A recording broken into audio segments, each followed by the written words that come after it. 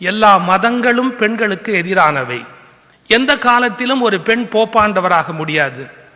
எந்த காலத்திலும் ஒரு பெண் சங்கராச்சாரியாராக முடியாது. எந்த காலத்திலும் ஒரு பெண் இஸ்லாமிய மதகுரு ஆக முடியாது. எல்லா மதங்களும் பெண்களுக்கு எதிரானவை. ஆனால் மதங்களுக்கு ஆதரவானவர்கள் பெண்கள் தான். ஆண்கள் மதங்களை காப்பாற்றியதை விட பெண்கள் தான் இன்னமும் மதங்களை காப்பாற்றிக் கொண்டிருக்கிறார்கள். விஷயங்களும் தெரியும் என்று ஒரு தகவல் கிடைக்கிறது. அந்த சூனியக்கார கிழவி இடத்துல போய் இந்த அரசர் கேட்கிறார், ஒவ்வொரு பெண்ணும் ஆழ்மனதில் என்ன நினைக்கிறாள்? அவள் சொல்லுகிறாள், நான் பதில் சொல்லிவிடுவேன், ஆனால் ஒரு சிக்கல். இதை சொல்லுவதால் உனக்கு லாபம், நீ விடுதலை அடைவாய், அவனுக்கு திருமணமாகும், இதெல்லாம் நடக்கும், எனக்கு என்ன பிரயோஜனம்? இவன் அவசரத்தில் சொல்லுகிறார், நீ என்ன கேட்கிறாயோ தருகிறேன். அவள் சொன்னாள், ஒவ்வொரு பெண்ணும் தன் ஆழ்மனதில் என்ன நினைக்கிறாள் தெரியுமா? தன் சம்பந்தப்பட்ட எல்லா முடிவுகளையும் தானே எடுக்க வேண்டும் என்று பெண் ஆசைப்படுகிறாள். தன் சம்பந்தப்பட்ட முடிவுகளை இன்னொருவர் எடுப்பதை பெண் விரும்பவில்லை, தானே முடிவெடுக்க வேண்டும் என்று ஆசைப்படுகிறாள். இதுதான் ஆழ்மனதில் பெண் நினைக்கிற நினைப்பு என்கிறாள் சூனியக்கார கிழவி. அதை இந்த ராஜா போய் அடுத்த அரசர்கிட்ட சொல்ல, அந்த அரசர் இந்த காதலி கிட்ட சொல்ல, அவள் மாலையும் போட்டு கல்யாணமும் முடிச்சுட்டான். இவனை விடுதலை பண்ண உடனே இவன் நேரா சூனியக்கார கிழவிட்டு வந்து கேட்டான், நீ சொன்னபடியே உண்மை நடந்து போச்சு, அதுதான் பதில் என்று ஒப்புக்கொண்டு விட்டார்கள். நீ என்ன வேணும்னு கேட்கிறியே, கேளு தர்றேன். என்ன கல்யாணம் பண்ணிக்கும். ஒரு வினாடி அதிர்ச்சி அடைந்தாலும் கூட அவன் சொல்றான், சரி சரி, நான் கொடுத்த வாக்க மீற முடியாது. எப்போது திருமணம்? நாளை காலை 10 மணிக்கு மாலையோடு வா. மாலையோடு வந்தான். ஒரு இளம் பெண் இங்கே உட்கார்ந்து இருக்கிறாள், தேவதை போல ஒரு இளம் பெண் உட்கார்ந்து இருக்கிறாள். இங்கே இருந்த கிழவி எங்கே என்று கேட்கிறார். நான் தான். நீ ஒரு பயங்கரமான கிழவியாக, சூனியக்கார கிழவியாக இருந்தாயே, என்னால் எப்படி வேண்டுமானாலும் இருக்க முடியும். உனக்கு ஒரு போட்டி. இப்போது உன்னோடு வெளியில் வருகிற போதெல்லாம் இப்படி இளமையான தேவதையாக நான் வருவதாக இருந்தால், தனியாக இருக்கிற இடத்திலெல்லாம் சூனியக்கார கிழவியாக இருந்து கழுத்தை அறுப்பேன். நீ வெளியில் வருகிற போது சூனியக்கார கிழவியாக வருவதற்கு என்னை அனுமதித்து விட்டால், உன்னோடு அந்தரங்கமாக இருக்கிற போது இளம் பெண்ணாக தேவதையாக இருப்பேன். நீ எப்படி நான் இருக்க வேண்டும் என்று பதில் சொல். அந்த இளைஞன் ஒரு வினாடி யோசிக்காமல் சொன்னான், இது உன் பிரச்சனை, முடிவெடுக்க வேண்டியது உன்னுடைய வேலை, நீ என்ன முடிவெடுக்கிறாயோ நான் ஏற்றுக்கொள்கிறேன். அந்த தேவதை சொன்னாள், எப்போது என்னிடத்தில் விட்டுவிட்டாயோ இனி எல்லா க்ஷணத்திலும் நான் தேவதையாக இருப்பது என்று தீர்மானித்து விட்டேன் என்று அவள் தீர்மானிக்கிறாள். ஒரு பெண் தானே முடிவெடுக்கிற அதிகாரத்தை பெறுகிற போது தேவதையாகிறாள். முடிவு அவள் மீது திணிக்கப்படுகிற போது சூனியக்கார கிழவியாகிறாள். இந்த வீடுகளில் சூனியக்கார கிழவிகள் நிரம்பி இருப்பதற்கான காரணம் என்ன என்பது புரிகிறதா? எல்லா பெண்கள் மீதும் முடிவுகள் திணிக்கப்பட்டவை. என்ன படிப்பது, என்ன உடுத்துவது, எங்கே போவது, யாரை திருமணம் செய்வது, எல்லாமே திணிக்கப்பட்டது. இன்றைக்கு திணிக்கப்பட்டதை ஏற்றுக்கொள்ளுகிற கஷ்டத்தால் தான் ஒரு பெண்ணால் வாழ்க்கையை முழுமையாக ஏற்றுக்கொள்ள முடியவில்லை. அவள் போராடுகிறாள், எதிர்க்கிறாள், பகைக்கிறாள். ஒரு ஆணுக்கு சமூகத்தில் கொடுக்கப்பட்டிருக்கிற விதிவிலக்குகளை எல்லாம் தான் பெற்று விடுவது ஒரு பெண்ணுக்கு நிஜமான உயர்வு அல்ல. ஒரு பெண் எந்த இடத்தில் எப்படிப்பட்ட உயர்வை பெற வேண்டும் என்பது இன்றைக்கு பெண் முன்பு இருக்கிற மிகப்பெரிய சிக்கல். நான் ஒரு ரகசியத்தை உடைத்து சொல்லட்டுமா? வேலைக்கு போகிற எல்லா பெண்கள் மனதிலும் ஒரு எண்ணம் ஒன்று உண்டு. நான் சரியான அம்மாவாக இல்லை, நான் சரியான மனைவியாக இல்லை, நான் சரியான மகளாக இல்லை, நான் இன்னும் அன்பு காட்ட வேண்டிய என் குடும்பத்தில் அன்பு காட்ட முடியவில்லையோ என்ற குற்ற உணர்வோடு தான் வேலை பார்க்கிற பல பெண்கள் தங்களுடைய வேலையை செய்ய வேண்டிய கட்டாயத்தில் இருக்கிறார். இதை புரிஞ்சுக்கணும். ஒரு பெண் குழந்தை இடத்துல காட்ட வேண்டிய அன்பை விட்டு தொழிலுக்கு வேலைக்கு போவதாக இருந்தால் 2 வகையான ஆதரவு அவளுக்கு இருக்க வேண்டும். ஒன்று, குறைந்தபட்சம் கணவனிடத்திலிருந்து அவளுக்கு பங்களிப்பும் அனுசரணையும் உதவியும் முழுமையாக கிடைக்கும் என்றால் மட்டுமே ஒரு பெண்ணால் 2 வேலைகளையும் ஒழுங்காக செய்ய முடியும். இதை எத்தனை ஆண்கள் பெறுவதற்கு தயாராக இருக்கிறார்? கணவனுடைய அனுசரணையும் பங்களிப்பும் இல்லாமல் பெண் நிம்மதியான ஒரு குடும்ப தலைவியாகவும் அலுவலக பெண்ணாகவும் இருப்பது என்பது சாத்தியமில்லை என்பதை ஆண்கள் முதலில் புரிந்து கொள்ள வேண்டும். 2, என்னதான் நீங்க வெளியில போனாலும் சம்பாதிச்சாலும் இருந்தாலும் இயற்கையினுடைய தேவை எப்படி தெரியுங்களா? 3 ஆண்டுகளாவது ஒரு குழந்தைக்கு தாயினுடைய இறுக அரவணைப்பு தேவை. ஒரு குழந்தைக்கு தாய் இடத்திலிருந்து தாய்ப்பால் மட்டும் தேவையில்லை. ஒரு குழந்தைக்கு நம்பிக்கை வரணும்னா என்ன தேவை தெரியுமா? தாயின் வியர்வை வாசம் தேவை. அந்த குழந்தைய தோல்ல போட்டு அம்மா தட்டி கொடுக்குறா இல்லையா, அப்ப அம்மாவுக்கு தேர்ந்து வர வாசம் இருக்கு. அந்த வாசம் அந்த குழந்தைக்கு கொடுக்கக்கூடிய ஒரு பலமும் ஒரு நம்பிக்கையும் உலகத்தில் எந்த பி காம்ப்ளெக்ஸும் கொடுத்து விடாது. அப்ப அந்த குழந்தைய வளர்த்து ஆளாக்குற வரைக்கும் 3 வருஷம் ஒரு குழந்தைக்கு ஒரு அம்மா தேவை. அதை இன்னொருத்தட்ட என்னதான் நம்ம டே கேர்ல விட்டுட்டு போனாலும், ஒரு வீட்டுல ஒரு ஆயா போட்டு பார்த்தாலும் நிச்சயமா அந்த இடத்தை நம்மால நிரப்ப முடியாது. குறைந்தபட்சம் 3ஆவதாக ஒன்று சொல்லுகிறேன். 3 ஆண்டுகள் ஆகிவிட்டதால் குழந்தைக்கு அதன் பிறகு தாயின் அன்பு தேவையில்லை என்று பொருள் அல்ல. தொடர்ந்து அன்பு காட்ட, தொடர்ந்து நேசிக்க, தொடர்ந்து பாசம் காட்ட ஒரு நபர் தேவை. அலுவலகத்துக்கு போகிற பெண்ணாலே அப்படிப்பட்ட ஒரு காரியத்தை தன் குழந்தைக்கு தர முடியாது. இதை ஈடு செய்யக்கூடிய ஒரே சக்தி அந்த பெண்ணின் தாயாராகிய பாட்டி இடத்தில் மட்டும்தான் இருக்கிறது. பாட்டிமார்கள் வீட்டில் இருந்து குழந்தைகளை பார்த்துக் கொள்ளக்கூடிய சூழ்நிலையில் அந்த பாட்டிமார்களை அனுமதிக்கிற பழக்கம் இளம் தலைமுறையினருக்கு வர வேண்டும். நான் மனம் திறந்து சொல்லுகிறேன், இன்றைக்கு மாமியாரை மட்டுமல்ல சொந்த தாயாரையும் அனுமதிக்க கூடாது என்ற எண்ணம் பல இளம் தம்பதிகளுக்கு தோன்றிவிட்டது. நீங்கள் வேறு பணிகளில் ஈடுபடுகிற போது உங்கள் காரியத்தை செவ்வனே செய்ய இன்னொரு அன்பு காட்டுகிற பெண்மணி அந்த வீட்டில் தேவைப்படுகிறாள். இந்த பாட்டியினுடைய ரோல் என்ன என்பதை புரிந்து கொண்டு விட்டால் 50% பிரச்சனைகளை நம்மாலே தீர்க்க முடியும் என்று நான் நம்புகிறேன். இப்ப நான் சிக்கலான ஒரு விஷயத்துக்கு வந்துடுறேன். ஆதியிலேயே நம்ம என்ன சொல்லிட்டோம்? ஆண் சூரியன், பெண் நிலவு.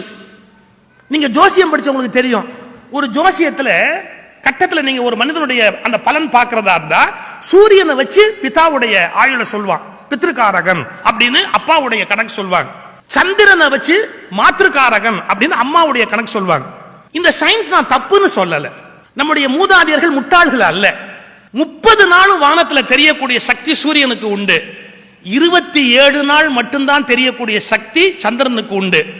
பெண் மாதத்தில் 3 நாள் வீட்டு விலக்காகி வெளியில் இருக்கிறாள். 27 நாட்கள் மட்டுமே அவள் குடும்பத்துக்கு கிடைக்கிறாள். அவள் நிலவு. ஆண் சூரியன் ஆத்மகாரகன். அது மட்டுமல்ல, அந்த சூரியனுடைய அம்சமாகவே தகப்பனுக்குள் புகுந்து அந்த ஆத்மா இறங்குகிறது. இதெல்லாம் ஜோதிடத்தில் சொல்லப்பட்ட கணக்கு. இப்ப என்ன ஆகி போச்சு? எழுச்சி அடைந்த பெண்கள் நான் நிலவு அல்ல என்று சாதிக்க விரும்புகிறார்கள். நானும் சூரியன் தான், ஒரு ஆணுக்கு என்ன உண்டோ அதை நானும் இந்த உலகத்தில் அடைந்து தீருவேன் என்று அவர்கள் போராட தொடங்கி இருக்கிறார்கள். சிக்கல் என்ன தெரியுமா? இயற்கையின் வலிமையை நீங்கள் புரிந்து கொள்ள வேண்டும். இத்தனை பெரிய அண்டத்துக்கு ஒரு சூரியன் தான் இருக்கிறதே ஒழிய 2வது சூரியனை சுற்றி இந்த உலகம் இயங்குவதற்கு தயாராக இல்லை. பெண்கள் ஒன்றை புரிந்து கொள்ளுங்கள், எந்த குடும்பத்திலும் 2 சூரியன்கள் இருக்கவே முடியாது. ஒரு சூரியனும் ஒரு நிலவும் தான் இருக்க முடியும். அப்ப நான் எதை ஆதரிக்கிறேன்? அப்ப எப்பவுமே ஆண்கள் சூரியனாவே இருக்கணும், பெண்கள் நிலவாவே இருக்கணும்னா இல்ல. நான் சொல்ல வருகிற கான்செப்ட் வேற. சில விஷயங்களில் ஆண்கள் சூரியனாய் இருக்கட்டும், சில விஷயங்களில் ஆண்கள் நிலவாகவும் இருக்க பழகிக் கொள்ளட்டும். சில விஷயங்களில் பெண்கள் சூரியனாக இருக்கட்டும், சில விஷயங்களில் பெண்கள் நிலவாகவே நீடிப்பதற்கு பழகிக் கொள்ளட்டும். எந்த கணத்தில் சூரியன், எந்த கணத்தில் நிலவு என்பதை அவர்களது அன்பும் அறனும் முடிவு செய்யட்டும். நீங்க எப்ப மனைவி நம்மளை விட ஒரு துறையில ஜீனியஸா இருக்கிறான்னு கண்டுபிடிச்சிட்டோமோ, அப்போ அவளுக்கு உதவி ஒத்தாசையாக இருக்கிற கணவன் தான் அவளது வெற்றிக்கு காரணமா இருக்க முடியும். இன்ஃபோசிஸ் மூர்த்தி, சுதா மூர்த்தி லைஃப்ல சுதா ஒரு புத்தகம் எழுதியிருந்தாங்க. ஒரு குறிப்பிட்ட ஸ்டேஜ்ல என்னுடைய கணவர் கேட்கிறாரு, நீ என்ன சம்பாதிக்கிறியோ அதை நானும் சம்பாதிக்க முடியும், நான் என்ன சம்பாதிக்கிறேனோ அதை நீ சம்பாதிக்க முடியும்னா நான் ரிசைன் பண்ணிடுறேன், இல்ல நீ சம்பாதிக்கிறத சேர்த்து நான் சம்பாதிக்க முடியும்னா நீ ரிசைன் பண்ணிடு. ஏன்? பிள்ளைகளை இப்ப பார்த்தாகணும், பிள்ளைகளை நம்ம கவனிச்சாகணும். அப்ப சுதா சொல்றாங்க, நான் உடனே முடிவு பண்ணிட்டேன், வேலையை விட்டுறது நான் முடிவு பண்ணிட்டேன், நான் ஃபேமிலியை நான் கவனிக்க ஆரம்பிச்சேன் அப்படிங்கிறாங்க. அப்போ ஒரு எல்லையில நம்ம இந்த குழந்தைங்களுக்காக பெண் தன்னுடைய வேலையை விட வேண்டிய கட்டாயம் சில பேர் வாழ்க்கையில வருது. நான் அந்த மாதிரி சூழ்நிலை பெண்களுக்கு சொல்றேன், வேலைதான் முக்கியம் என்று குழந்தைகளை கொன்று விடாதீர்கள். நீங்கள் வேலை பார்ப்பதே குழந்தைகளுக்காகத்தான் என்பதை புரிந்து கொண்டு குழந்தைகள் தான் முக்கியம் என்ற எண்ணத்தை ஒருபோதும் கைவிட்டு விடாது. அது என்ன சொல்றேன்? Career based woman, career based woman. எங்க சிக்கல் வருது சொல்லட்டுமா? முன்னெல்லாம் குழந்தைக்கு உடம்பு சரியில்லைன்னா ஹஸ்பண்ட் பாட்டுக்கு ஆபீஸ் போயிடுவார், மனைவி இருந்து பாத்துக்குவா. ஆனா 2 பேரும் வேலைக்கு போற வீட்டுல எப்ப பிரச்சனை வருது பாரு? உங்க ஆபீஸ்ல எப்படி உனக்கு ஒரு வாரம் சேர்ந்தாம லீவு கொடுக்க மாட்டாங்களோ அப்படி எனக்கும் ஒரு வாரம் லீவு கொடுக்க மாட்டாங்க. அதனால இப்படி பண்ணலாம், ஒரு நாள் லீவு போட்டு பிள்ளைய நான் பாக்குறேன், ஒரு நாள் லீவு போட்டு நீ பிள்ளைய பாரு, அடுத்த நாள் நான் லீவு போட்டு வேணா பாக்குறேன், அடுத்த நாள் நீ வேணா லீவு போட்டு பாரு. அப்படின்னா ஒவ்வொரு நாள் லீவு போட்டு பிள்ளைய பார்த்தா பிள்ளையா இருக்காது. அப்ப என்ன பண்றது? என்ன மாதிரியான முடிவுக்கு வர்றது?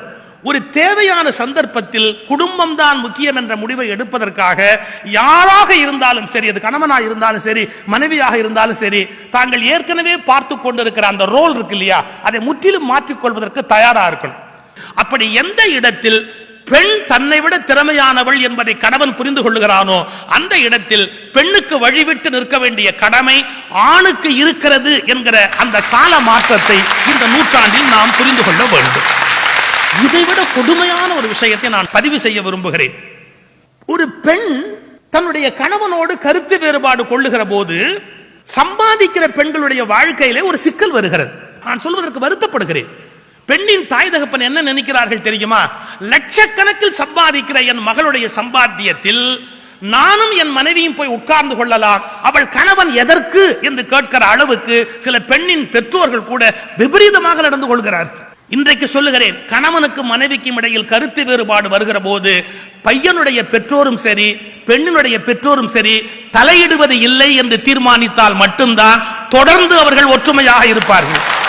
ஒரு ரகசியத்தை சொல்லுகிறேன், எந்த பெண்ணுக்கு கணவனோடு மோதல் வருகிற போது அப்பாவின் உதவி கிடைக்கும் என்ற எண்ணம் தோன்றுகிறதோ அவள் சுலபத்தில் கணவனை உதறிவிடுவாள். கணவனோடு முதன்பாடு வருகிற போது அப்பாவின் உதவி கிடைக்காது என்று தெரிந்தால் மட்டுமே தொடர்ந்து கணவனை நேசிப்பதற்கு தன்னை அவள் பக்குவப்படுத்திக் கொள்வாள். ஒரு பெண்ணோட ரோல் மாறிக்கொண்டே போகிற போது இந்த சொசைட்டில எத்தனையோ மாற்றங்கள் ஏற்படுகிற போது இதற்கு தகுந்தாற் போல பெற்றோர்கள் மாற வேண்டும், சமூகம் மாற வேண்டும், அரசு பலவிதமான உத்தரவாதங்களை தர வேண்டும். பெண்களுக்கு கூடுமான வரைக்கும் நைட் டியூட்டி கொடுக்கிற பழக்கத்தை எல்லாம் தவிர்ப்பது நல்லது. ஒரு பெண்ணுக்கு பெண் என்பதற்காகவே ஒரு அலுவலகத்தில் வேலை கிடைக்குது பாருங்க, அதை விட அசிங்கம் இந்த உலகத்தில் ஒண்ணும் கிடையாது.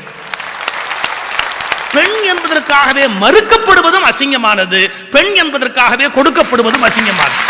இதெல்லாம் மாற்றம் வரணும்னா சொசைட்டிக்கு மிகப்பெரிய மெச்சூரிட்டி தேவைப்படும். இன்றைக்கு பெற்றவர்கள், சுற்றி இருக்கிற சமூகம் எல்லாமே மாற வேண்டிய கட்டாயத்திலே இருக்கிறது. நாம மரபுகளையும் விட முடியல. அந்த பொண்ணு மாசம் 1,25,000 வாங்குறாங்க. அவங்க வரலட்சுமி விரதத்துக்கு ஒரு பாயசமோ என்னமோ ஒன்று பண்ணி வடையும் பண்ணியிருக்கிறாங்க. நான் எப்படி சொன்னேன் பாருங்க, பாயசமோ என்னமோ ஒன்று பண்ணி அவங்க வடையும் பண்ணியிருக்கிறாங்க. கொண்டு வச்சாங்க, நான் ஒன்றும் சொல்லல, நான் சாப்பிட்றேன். அந்த பொண்ணு வச்சுட்டு அந்தாண்ட போன உடனே இந்த மாமியார் உட்காந்துருந்தவங்க ஒரு கமெண்ட் அடிச்சாங்க, இது வடையாம், இது வடையாம், இதை எலி கூட தின்னாதுன்னாங்க. நான் அப்பதான் அதை சாப்பிடலான்ற ஐடியால கை வைக்க போறேன்.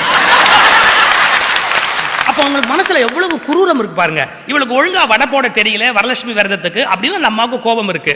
நான் ஒரே ஒரு கேள்விதான் கேட்டேன், அம்மா அவங்க அலுவலகத்துல போய் 1,25,000 சம்பளம் வாங்குறாங்களே, அது மாதிரி உங்களுக்கு சம்பளம் வாங்க தெரியுமா?